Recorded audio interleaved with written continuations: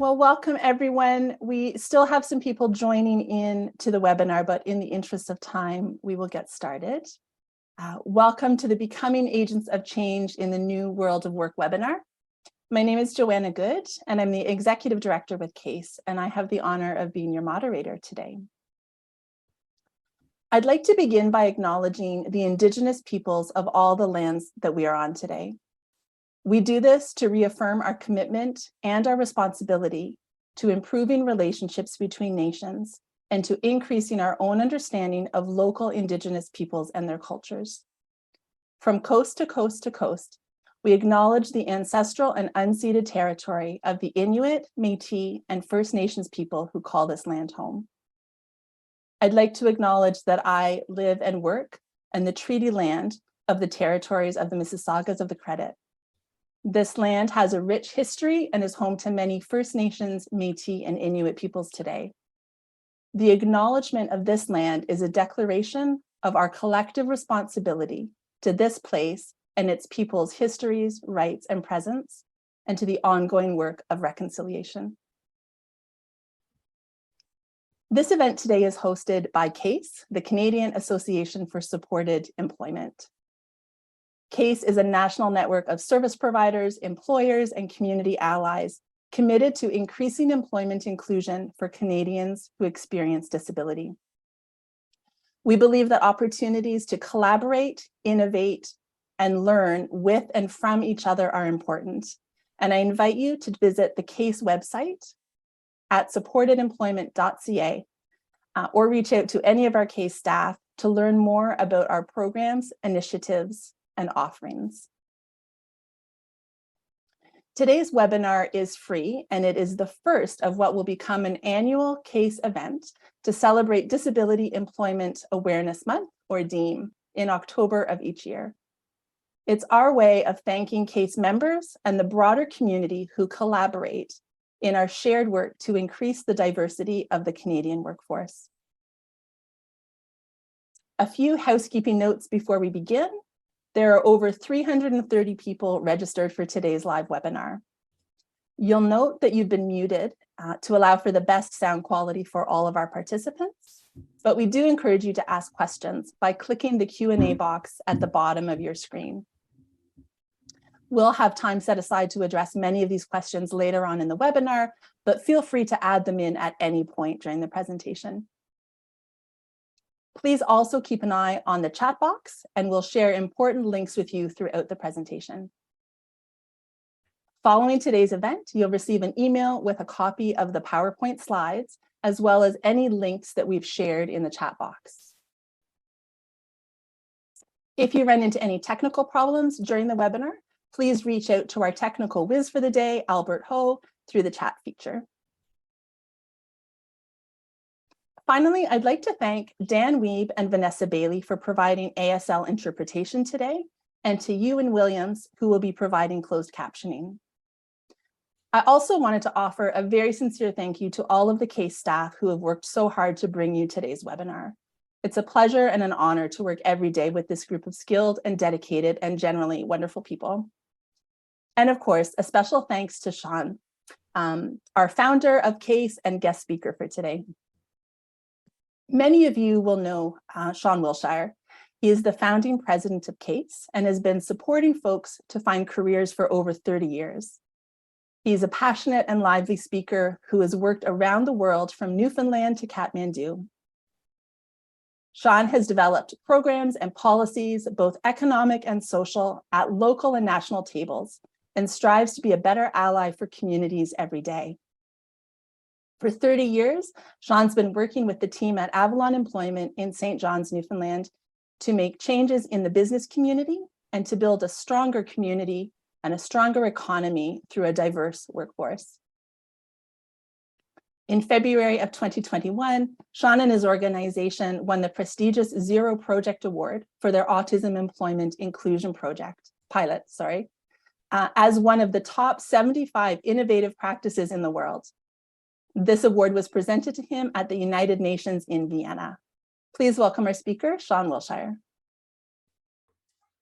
Thank you, Joanna. I always wish when those bios are read out that my mom was around to listen to it here, so she could see it.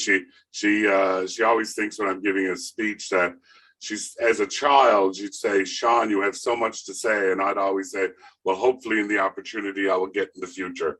So, first of all, I want to say thank you to all the folks that have signed up to spend an hour and a half with us today, and in particular, I want to say how busting with pride I am with the CASE organization and what they've been able to do. Many people asked me, and this is kind of a theme for today, why did you do it back then? And I will tell you the real reason is I didn't want to be alone. I felt that there must be other people in Canada who were doing the work that I was. And this was what I wanted to do. I wanted to connect with people. And so today, all these years later, I am eternally grateful for my colleagues across the country and for the association that helps us connect. So, ladies and folks, I really want to talk about becoming agents of change, or as we like to call it in the not-for-profit, the whole idea that, Joanna, there we go. I can do it all, I'm a professional. So we really think that overall, as organizations, as communities, we can really make a difference, and we can. But sometimes we have to remember that we have to step back a little bit and just re-examine where we are. So I start every conversation that I have with folks with the fact that we're learning. So language is really important for everyone. And I think that it's important to say at the beginning of every presentation that pronouns are important. You may not get them right, but the effort is welcomed and understood. Really, why do you care what somebody's name is? And if somebody identifies by a particular way, we should support that. I want you to understand too, for many new Canadians, they take a North American name, and it's something that we need to change. The lady who may do your manicure or pedicure, her name is not Betty. Ask her what her name really is. And so we need to help understand that people coming to Canada or people with disabilities, they're looking to be integrated into our communities and be part of the success that we all share.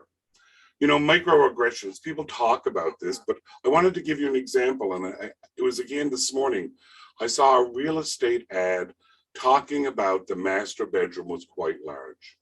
Can we change it to primary bedroom? Because it's a trigger for some folks. It isn't the master bedroom. We don't have masters.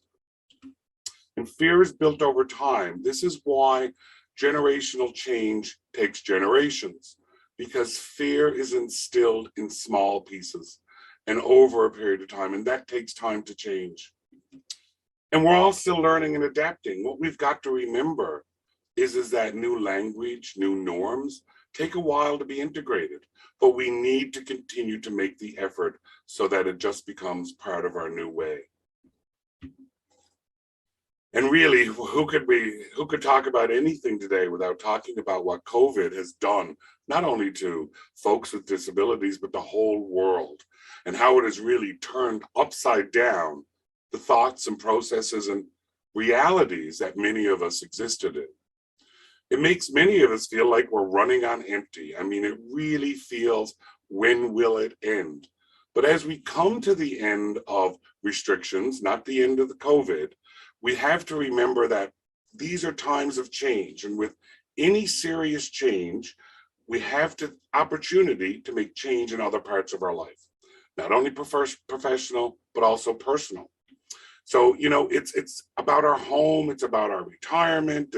People are asking themselves serious questions after the pandemic. So we're really wondering, what is next? And so the questions become, where do I belong? Now, I know a lot of us have asked that question many times, but during crisis and challenges and times of change, we may ask that a little more. So where am I currently? Where am I going? What do I want for my work? But more importantly, what can I offer my work? So it's these questions that we are always asking ourselves, and in particular in times of change. So we also need to talk about, why do we do this work? You know, I've been doing it for quite a while, since I'm 21, I'm 52 now. And I've heard so many times that, you must feel special because you're doing your work. No, I'm doing a job because somebody needs something done and it's the right thing to do. But really, why do we do this work? Well, we have a fundamental belief that everyone is equal. Everyone can and will require supports. So I said this last week to a bunch of folks and it kind of resonated. So I wanted to share it with you. Everybody talks to me about supported employment, whether it's here or in another part of the world. And I try to remind people that what we're doing is not rocket science. Actually, what we're doing is what you do every single day. If you had a bad day at work and your coworker brings you a donut, if you had a bad day at the office and somebody says, we'll get through it, if one of your files disappeared and somebody helped find it, those are all examples of supported employment. You're getting the support to be the best person you can be in your workplace. It just so happens that some folks may require different levels of support. So really, supported employment is what you do every day in your workplace. The definition of success varies. I had a conference call last night with some folks from Central Europe, and they were talking about the challenge that they see when folks fail. And I've always said that there is success in failure because folks learn what didn't work. And that's almost as important as understanding what does work. What's the price of exclusion? Both socially and economically, we will pay dearly if we do not address these issues, not only as a society, but as the economy continues to ramp back up. So it's also important to ask ourselves, what do? We talked about our job. So do you say I help people with disabilities find long-term paid employment in the community? Or should you be saying something like, I help businesses diversify their workforce so that they are more innovative and profitable? It really is about the words that we use. It's probably time to imagine something better. In 1950, when the first workshop or the workshops that sheltered many folks with intellectual disabilities for decades, they were a great idea in the 50s. But we've evolved. We've determined that folks want to work in the community. So we imagine something better. And that's what I'm calling you to today, is imagining something better. I want to draw your attention actually to a document that came out last night, the 2022 report on the National Advisory Council on Poverty. So this has been an ongoing process for the last 18 months. It's a little bit of an arm's length process from government, supported greatly by the government processes to understand poverty. The link is there, but I think that one of the most important things to point out is in page 3. The Government of Canada accelerate and expand existing work on targeted benefits and supports for populations.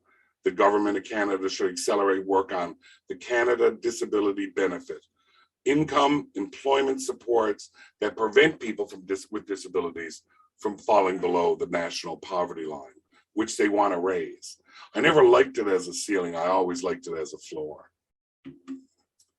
So where can we make some of these changes that we're talking about that are pretty critical? Well, let me give you one example that I've been talking about for a little while. Developmental services have been around for 40 plus years. The supports for folks on the autism spectrum have been around for about a decade. Other programs for even less. For LGBTQ, 2SIA communities, and for BIPOC. And there has to be a conscious effort to close the gap. Developmental services programs were great for the communities that they were serving. They've adapted, but they will not work well for all of these other communities. We need individualized programs that support their specific needs. Newer models of support, program delivery. So I asked the question, what's the evolution? Well, part of the evolution is understanding that we shouldn't be coming from a deficit point of view. We should always be coming from an asset point of view. What skills does the individual have that are saleable in the marketplace? The fact that they may get to work in a wheelchair, the fact that they may be on the autism spectrum, the fact that they may have other challenges may not have anything to do with actually how they do their work. Change is messy. But the reason it's messy is because somebody else besides you designed this. The systems that we live in today are very old, and they haven't kept up with the adaptations of societal evolution and the ideas that we believe and the processes that we want to remove and those new processes that we want to include. So you always start with a great idea of everything is working well, and then boom, it all has to change. But let's hope that through that change and process that we get something better. It's an imagination of something better. Change is the constant, and yet people like the familiar. We all like to know where we stand, whether that be at work, at home, in the community. It's about belonging. The challenge that we have is we need to ensure that everybody feels like they belong to their own self-defined communities. New words to explain old concepts. I hear from employers all the time. This isn't a Canadian thing. This is a worldwide thing. So we're hearing a lot about quiet quitting. Well, translated, it's I'm not taking it anymore. We're hearing about we need to pivot, we need to change. Well, not-for-profits and community, we've been changing on the fly for decades. It's what we do well. We started out with integration, and then we went to diversity, equity, and inclusion, but that came from corporate and social responsibility. Corporate social responsibility was a program designed for corporations to demonstrate that they cared about the social policy of the communities that they were working in. And then really, inclusion is just one thing. It's about more than getting a job. It's keeping the job. It's advancing in the job. It's becoming the manager, the supervisor. It's about making change. So language is always changing. Businesses are busy running their business, and they really, really do struggle with knowing the right words. They're afraid to offend or lose customers. I've often said to folks that businesses are so afraid of doing the wrong thing, they can't do the right thing. And sometimes people think this is what diversity is. And so we really have a role to play here, to give the information, to share with the businesses how they can increase their profitability by being more diverse, by having new sets of eyes solve old problems. It's change that is so rapid. What was impossible 36 months ago is now common. What we thought would never happen, the world shutting down, did. So change is happening every day. So let me give you a couple of examples. There's a difference between equality and equity. For many years, we've seen this picture. And it's been kind of the fight we've been having with everyone, is that we want equity. We want people to have the tools they need to reach the potential that they are. But one of the things that's happened over the last decade that I'm hearing more about, which is intertwined with this, is about justice. It's about making the ability for folks to be able to see the barriers and remove them systematically, so that nobody behind them ever has to face that again. And access for all. And this is part of our process, but it's not one that we've talked about enough. And it's one of the things that we really see emerging in the community sector. It's diversity, once upon a time, was black and white. People might have said that this was the only diversity we had. But as a society, we've learned that diversity is so many more things. It represents all of the facets of an individual and how we can incorporate that knowledge and that part of a person into our community. We want more folks. We want differences. The world would be pretty boring if we were all the same.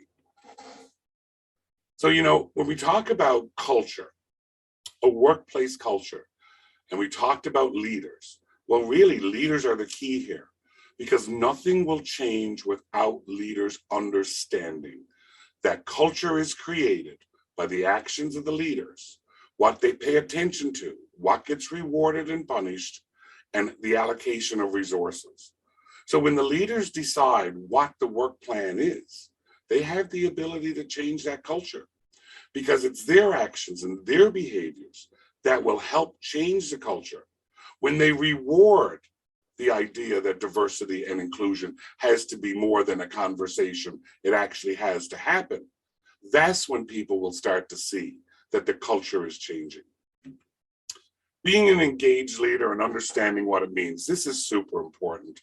I really want to say here that I work with a tremendous group of folks at my office. But you want to know what? There is enough light to shine on all of us. Just because I'm the person speaking today didn't mean that they didn't help me get here. So I share the light. There's lots to go around. So being an engaged leader and understanding what that means is critical to the success of your organization, your mandate, even your idea of how people are included in your process. Are you the boss or are you the leader? And these are really important things. Be the leader, because you'll get so much more done than just being the boss. Everybody wants to talk about, well, this is a great opportunity for talent. Millennials and Generation Z, they'll be 70% of the workforce in 2025. To give you an example, for the first time in 30 years, Avalon Employment replaced its chief financial officer, and the difference in age was 40 years. So the young person who took over the job was 40 years younger. So there's a transfer of knowledge, there's an idea, there's new hope for new processes that the young person knows. They're going to play a really, really important part of our lives. We need to embrace their knowledge and how they embrace technology. Diversity, inclusion, and workplace culture will really factor into jobs. If you're a bad employer, you won't have employees, because they'll go somewhere where they're appreciated and valued, because there will be so many opportunities for work. The gig economy and a job seeker's idea of what the marketplace has to offer. Culture will matter. And employers of choice in the future of work, you want to be one of those, because it's the brightest and best that you will attract. People wanted me to talk about quiet quitting. Everybody's talking about it, but really, people leave bad jobs, bad managers, not bad jobs, because the jobs are still about how you're managed, how your work is supported. And it's often the results of poor management skills and unreal expectations on workload. And while I've been a person who leads an organization, I sometimes forget that not everybody wants to work at the pace that I'm working. And I have to respect that. And so we have to remember that part of being a good manager is recognizing limits and supporting folks to recognize their own limits. It's people with higher job satisfaction. It's not always about money. Sure, money's important. With inflation at 10% on food and regulatory inflation at 8% for gas, we want people who are satisfied, will stay in the long run. They care about the quality of their work. And most importantly, we want the retention. So satisfied employees will stay around. And that's what businesses want. Businesses want long-term employees that can grow with the organization and company. It's important to remember that this is coming whether we want to or not. 25% of Canada's workforce will be aging out over the next 15 years. Many of the folks on this call are in that age group. Many more are quite young, and you'll be following up after us. But it's important to remember that 300,000 people have retired in this year.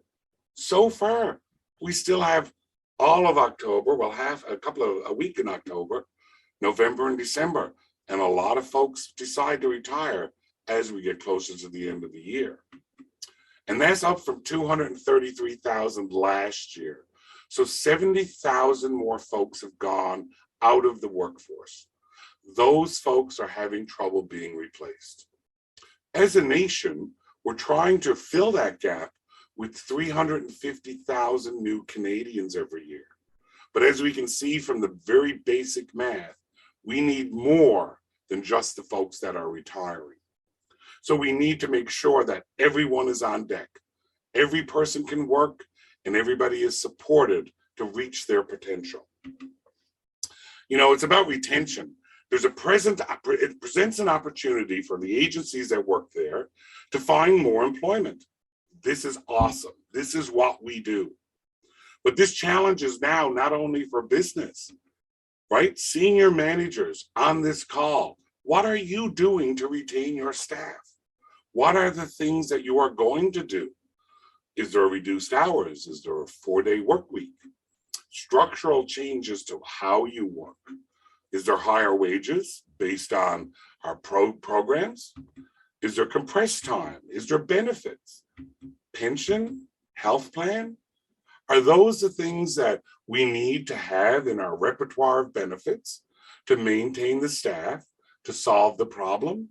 Because one of the challenges we're going to have is retaining staff to our own organizations. And this is going to be critical. We need to understand that it doesn't always have to be about hard cash. It can be about learning. It can be about reduced hours. It can be about structural change. You have many, many avenues. So don't always consider money to be the first option. In conversations with the folks that I've worked with, very often I hear younger folks say time is more important as they're raising children or may have commitments. As folks get older, money becomes more important as you get closer to your retirement age. So over the course of your employee's life, their needs and wants will change. As managers, as leaders, we need to ensure that we're continuing to look at these issues and stay current and find ways for government to understand why it's so important that these questions be answered. And also you could have educational leave and support. You're providing an opportunity for the person to be the best person that they can. I also want to encourage everybody to introduce a mentoring program. It doesn't have to be formalized, but you have to remember that it really gives you an opportunity to transfer, develop critical skills from people who work there, who have those tools and want to share those with the community or other folks at work. And it's important. I have worked for a really, really long time at my organization, and I'm really proud of what we've been able to accomplish as a group. If I wasn't here tomorrow, I wouldn't want that to stop. It's not about me, it's about the work that we do. So make sure you succession plan for your organization. I know that many folks are the living, breathing soul of their organizations, but that is important that you have somebody else that can take up that journey and to continue the process. And it's really important not to lose that talent or that information that exists. You know, the value proposition and the old ways of hiring don't work anymore. We don't have the opportunity to say to people that, you know, we're just going to go out and do it the way we've always done it. It doesn't work. You know, it's about being, this recruitment and hiring process is so different today. And really, we've had answers for business. So when business asks us, what do we do to hire and be more diverse? We'll say, find the right candidate, you use multiple channels, processes are accessible, target your recruitment, use current employee referral, partner with community agencies, focus on abilities and potential. Well, to be honest with you, that's what we're going to have to do as community-based agencies. We need to do this for ourselves. So what can you do right now, after today, not only to help your employers that you work with, but for you, for your organization? I'll have a shout out here to my friend, my colleague, Sean McEwen in Calgary, who gave me this tip, and I've totally plagiarized it from him, and I hope he thanks me for it because it's the finest form of flattery. But what you can do right now when you leave here today, ask every candidate from today forward, do you require and can we support any accommodations that you require to have an interview with us? Sounds fairly simple, but it will demonstrate to the individual that you are listening and that you believe that accommodations are required to get the best candidates. So, it's how do you get the best candidates? People are often saying online testing, blind testing. It's often say testing is a new foothold for diversity. I can guarantee you it's not, because of the way every single human being takes in information. Standardized testing doesn't work. We've all seen this picture. For fair selection, let's decide that the test will be how to climb a tree. So now that we've talked about testing, I've got a few questions for you. So we're all considering ourselves professionals. I'm going to ask you some questions to determine, are you a professional? Now, if you've heard this before, play along. So question 1, how do you put a giraffe in a refrigerator? Everybody knows. The correct answer, open the refrigerator, put the giraffe in, close the door. There we go. So that tends to think, that this question tests whether you think complicated or simply. All right, so how do you put an elephant in the refrigerator? Everybody will probably answer, open the door, put the elephant in the refrigerator and close the door. But the correct answer is take the giraffe out of the refrigerator before you put the elephant in. This test gives your ability to think through your repercussions and actions. All right, so we all know the Lion King. Simba's presented. Now, as a joke, this is the blooper reel from Disney. Here's what really happened. He dropped him. So the Lion King is hosting an animal conference. All the animals attend except one. Which animal doesn't attend? The elephant. He's in the fridge. This tests your memory. Okay, one last question. So all of the alligators, there is a river, but you have to cross it. So all of the alligators, what do you do? How do you manage to cross the river? You swim across the river. Why? Because all of the alligators, all the crocodiles are attending the animal conference. So this tests whether you learn quickly from your mistakes. So it's the real idea of paying attention. So now that we've determined that you're all professionals, we're all leaders, I want to talk to you about leadership and what that means for you. Sharing the information that builds a diverse and inclusive workforce. That's what a leadership role is, as well as leading your team. But what does it really mean when people say the work that you do or the work that you want to do? I know for many folks on this call, your work is almost secondary to the process of helping that person become who they've asked to be. I know the effort and work that you put in after 5, on weekends, and every day that you go to your office, because you are actually representative of that person's dream. They're asking you to help them live their dream. What changes would you make to that process? We all have these ideas of what we would do if we were the minister or the prime minister. But let me ask you, what changes would you make today to basic programming, to basic things that you do in your office? I'm asking folks today to step up, take up that leadership role. When I started this afternoon, I talked a little bit about when CASE was formed. There were so many people helping. While we had no formalized process, everybody took up a little leadership role. So being here today, I know that it can be done. So I'm asking you again, we need your input. Things change and approaches change. And actually, evolutions of programs is a good thing. This is really important point I want to make here. There are many folks who've been doing this work for a long time, and there are many folks on this call who are new. Let us not forget the importance of intergenerational information transformation. Big words, but basically it's the old folks sharing with the young folks what we've done. And let me point out to folks that when the young people say, that's not solved, we need to do something different, and we all say, we tried that. Well, what we need to understand is the young folks are telling us the problem's not solved. We didn't fix it. So now it is time for us to listen.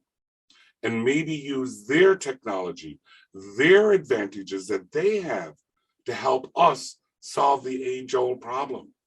But let us not discount that they don't know what they're talking about. They do. They need more experience, as we did, but they definitely have information to make change. They're going to change the world, and we need to support them in that, because with that support, they'll help change our organizations. So how can you step up? Be passionate. Be passionate about whatever it is that you want to change. That's what makes this so important, because the passion translates into words and actions so that people's lives are changed. Volunteer. This could be anything. It doesn't have to be through your work. You can step up to volunteer with a community economic development agency so that you better understand the economy and how it's affecting folks who are having poverty issues. Write a letter to the editor. Write a letter to your government. Start a network, join a network, amplify your voice, share your story, share the stories of the folks that you serve. So I hear lots of people saying, Sean, I'm not sure. What do I do? Perfect. That means you're open to changing your approach and evolving. That's what's great about this. Being unsure isn't a bad thing. It means that you're open to new ideas. You know how many times I have said and done the wrong thing? Probably one of my favorite stories to tell is I was taken to my first Board of Trade luncheon when I was 21. I didn't have a jacket like I do today. I had to borrow my dad's. And in fact, if I was to be truthful, I'd also borrowed his briefcase. There was nothing in the briefcase other than my lunch. But if I was going to the Board of Trade, I needed a briefcase. It was a great experience, but it was one I was really intimidated by. And so at the end of grace, I got so excited, I clapped. So don't worry if you've done something wrong or said something. It happens to everybody, and it's nothing wrong with it. Making mistakes is okay. Listen to learn, not to respond, because many of us do. We don't let the other person finish before we're already formulating our answer to change their mind, rather than taking in the information and thinking, how can I change? And don't be afraid to say that you've changed your opinion on people or issues. You don't know what you don't know. Think back to what you thought about a particular topic 5 or 10 years ago and how your opinion has changed and why. What influenced your evolution in thinking? There had to be things that impacted you or gave you an understanding that was broader than your current. Maybe it was an experience. Maybe it was an interaction. People often ask me about, how do I know, Sean, if I'm being diverse or if I'm working towards that? I often say to people, look around your own life. If everybody looks like you and everybody talks like you and everybody has similar experiences like you, maybe it's time to go outside your comfort zone and find out what else is going on in your community. So I even want to talk about change because I want to point out that, unconscious bias is a word that we've used for a couple of years. And I really want it to change because we're now going to be calling it disrupting bias, because I don't want people to think that your biases are just unconscious and that's okay, they're excused. They're not. The more exposed we are to other groups of people, the less likely we are to feel prejudice against them. And I'm telling you this from personal experience. It is really, really, really hard to hate me when you know who I am. And I've had people hate me because of who I love. I'm a member of the LGBTQ2SIA community. I've had things yelled at me. I've had my life threatened. But the more you know me, I hope the more you like me. So unconscious bias isn't something, because it's not unconscious. We have to remember that these things affect people. So we need to also look inward as groups, and I have to do this as well as you. How are we doing as groups that promote diversity? Because we have a responsibility to lead by example. And I don't know if we've been the best at that.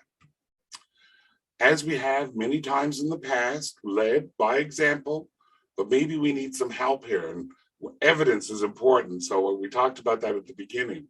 We have to move beyond these historical concepts of what programming is to what it could be. Imagine something better. You know, CASE has some good answers. One of the things I'm most proud about is that they've continued to not only look outward, but to look inward, and to give us an opportunity to improve our position. BIPOC disability job seekers are juggling precarious work. Just some examples. 48% were working part-time or multiple jobs.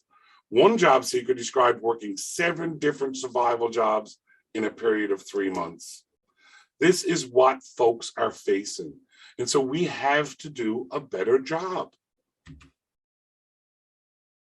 We also saw in focus groups that people were managing those microaggressions I talked about fear being built over time, comments about accents, backhanded compliments, changes in the facial expressions of the interview that you know folks can read, and the assumption that people are incompetent.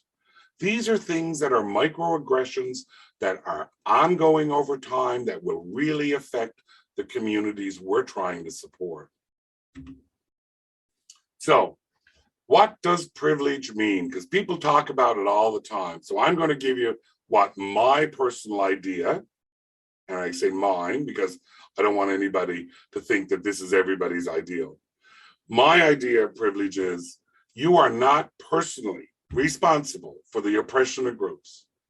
You are responsible, though, for working to support the systematic changes that cause this oppression. You can't live in a community where there are 2 classes of citizen, or I hope you don't want to. You are responsible for supporting folks in these communities to reach their own self-defined successes. You know, I often say to folks, people don't want to live others' dreams for them dreams. They want help to live their own. So we have got to stop putting in place processes and programs that limit people's ability to reach their dream. We've got to stop telling people what they need, start asking them what they want. And we need programs and services that address these issues. This is really important so that you know that you are part of the solution. To the BIPOC and the LGBTQ communities and autism, folks need programming and supports to help them become the best possible version of themselves. And we need to provide that support. They'll tell us what we need, what they need. We don't need to tell them. Around truth and reconciliation, I wanted to point out that we have a role to play. And it's really important. We need to hear the stories. We need to feel the grief, remember the loss. But also important is we need to move beyond land acknowledgements. We need to move to treaty reconciliation where folks' treaties are actually enforced. And no longer will we say we're on the unceded territory. We will say that the indigenous communities of our country have back their lands, and we are working with them nation to nation. This is critical in our continued development as a country. We can't continue to say to people, we took your land, we're not going to do anything about it. I will never understand what folks have gone through in their particular community, but I will stand. I want you to understand that that is your role. That is my role as an ally. People often ask me, Sean, what can I do? You can be the ally. You can stand with folks. You don't have to fully understand or should not or will not be able to comprehend people's personal lived experience, but you can stand with them as they defend their right to be fully participating Canadian citizens or citizens. Disrupting bias has to be countered with conscious attention. We need to understand that while we may make these decisions, we need to understand why, what influenced them, what colonialism and policy and program instilled in us this belief that one person is better or less than, or because of a particular challenge that somebody has, they're less than. So we have to be conscious, and you have to practice. It's not always going to get it right. But again, we need to make sure that we are continuing to attack this issue. This can be hard stuff for folks, and I'm not talking, out of both sides of my mouth, as my grandmother would say. We have to face uncomfortable truths. We have to learn that maybe others don't think like you. Maybe they don't think about inclusion or diversity or poverty. Maybe everyone doesn't think that we can all contribute, and individual responsibility is something we can just abdicate. All of this stuff is hard, but it's for the betterment of our community, our society, the human race, for lack of a better example. So what are you doing to make things better? Stepping up, being that leader. We've got to create safe spaces and networks for folks, because in order to have this stuff happen, we need to give folks an opportunity to develop processes that work for them. One that helps them share that common experience, gives them that idea that they can amplify their voice and be heard over the so many other voices that are loud. Advocate on behalf of their community, your own community. No need to reinvent the wheel. Let's look at what's worked and how we can make that work again, or maybe design something new. We are saying here that there's no prescriptive answer, that the networks and safe spaces process allows people to develop those answers. And it has to be designed and developed by folks in that community. We can't design it for them. And it's really, really important that we understand that the valuable thing that we have is our service as an organization. That's what we offer. But that service comes from the folks that make up that organization.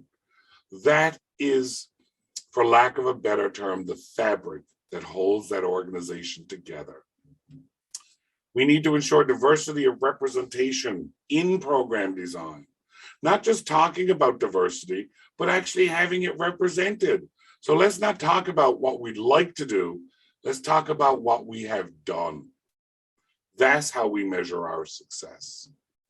And it has to be reflective of the community you serve. It cannot look just like everything else. It has to be representative. And that includes all different kinds of folks working and living and experiencing things in one community. It is always better to have said, can we support you to build this process versus we built this space with you in mind.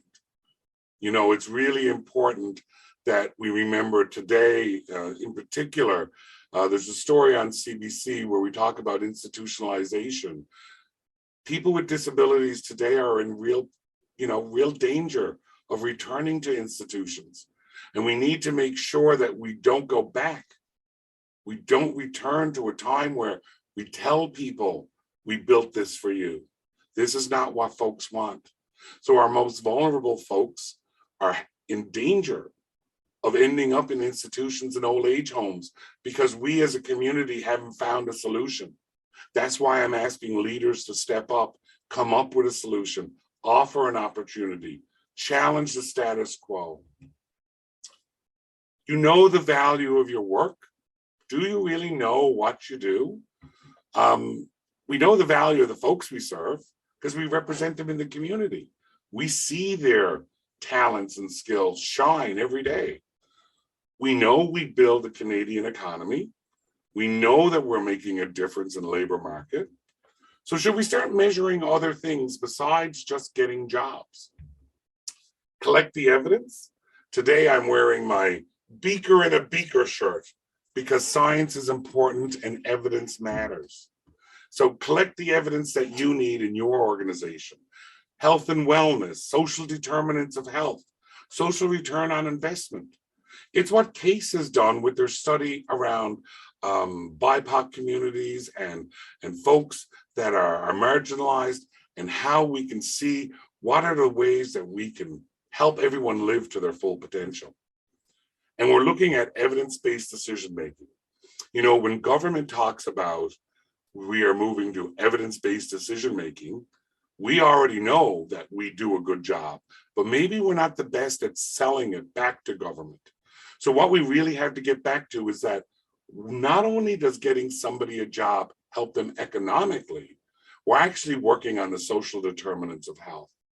15 years ago, nobody wanted to talk about somebody's well-being when they went to work. Today, that is one of the greatest indicators of reduced health costs in the future. So this poverty, health issues, all can help be answered with a job. I was you. I know there are a lot of folks on this call who are maybe new to this work and don't always know where to go. I was you. I remember being that. And I'm so happy you are here. I'm watching you. I know you're there. I acknowledge you. I want you to know that be honest about what you can change. You can't change everything all in a week. Remember to support, not lecture. So listen to folks when they tell you they've got a story or that they've made a mistake, or, you know, remember that you've made mistakes. I've made mistakes. And we need to support people in making mistakes because that's only how we learn. Allow folks to make those mistakes and support them through that process. Share intergenerational information. That's what I said earlier. Folks who've been around for a long time, share your knowledge. Folks that are new, share your passion and technology to help solve the problems that we have not solved so far. It's not any one magic solution. It's a bunch of new folks with new lived experiences looking at a problem and solving it. That's what that intergenerational information will give us. Learn to listen, as I said, not to respond, and learn to trust your own judgment. With the right balance of experience and knowledge, you can do anything. I know some folks have imposter syndrome. I might have had a little bit of that today when I heard that there was 300 people signed up, but I know that each one of you would share with me your great ideas as I would share with you. So it's not 300 people I don't know, it's 300 colleagues that I've yet to meet every time. I am you. I am the same person as I was 30 years ago. I might have a little bit more weight around my middle, or I might have less hair, but I'm still just as passionate and anxious to make change as you are. So let's work together. I'm not too good to be told. And I know that the technology that's coming up is going to change our world, and we need some help to how to bring that into our workplaces. A lot of folks get beat up on themselves about they made the right decision or the wrong decision. Many years ago, I tried to move away from that when I kind of changed my management style to more of a leader, less of a boss. And it really helped me personally because I no longer beat myself up if I made a decision that I probably wasn't happy with. What I did do was I said to myself, did I learn from that decision? Would I make that decision again? Maybe not, or maybe I would. So I got away from right and wrong and good and bad. I tried to move more to I learned something. So if I learned something, that was a good thing. Now it's hard. You got to have a lot of practice, but not beating yourself up about things really makes you a better employee. You're doing your best with what you have, and that's important. Not to remember that it's not about right and wrong. It's about also what you've learned. I want to talk a few minutes about worry because I know people talk about it. Worry causes wrinkles. Really, you have to ask yourself, am I in control of this situation? Does worrying solve this problem? Does worrying make me feel better? And am I giving this a life it doesn't deserve? 95% of the things you worry about are never going to happen, but yet we spend 100% of our time worrying about them. So it's really try not to learn from your decisions and move on. It's hard, but with practice, you'll find that you won't be as beat up on yourself as much. You know, work-life balance is never balanced. Everybody's looking for this ideal idea of what life is. Life, like all things, is going to be one way or the other, too much work or not enough. So we've got to become better at learning that there are ups and downs. And it's normal. And whatever normal is, I mean, the definition just doesn't work. So achieving good balance in our lives is a fallacy. We just want to have good lives, and there's going to be up and downs. Life isn't hard, just the choices. And it's about making informed choices so that you don't feel like you're making sacrifices. So it's having good information. To be honest with you, it's back to where we started. It's giving folks good information so that they can make their own choice for their own lives. Your power is in your ability to support someone to make change in their lives.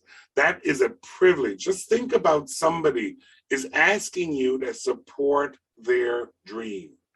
Think about your own dream, whatever it may be, and the folks that support you in trying to get there. Maybe it's owning your own business. Maybe it's a cabin in the woods.